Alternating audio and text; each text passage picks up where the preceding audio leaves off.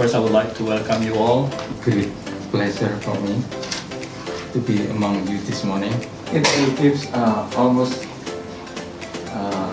because the ability, from a commercial perspective,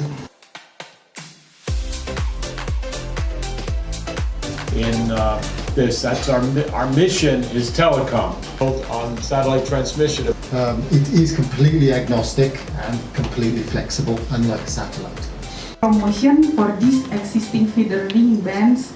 And then master degree in signal processing engineering. Welcome back to the HAPS International Seminar. And maybe there is a question. Why should we learn a financial model here? So I try to bring, it's late, I know, try to make it summary.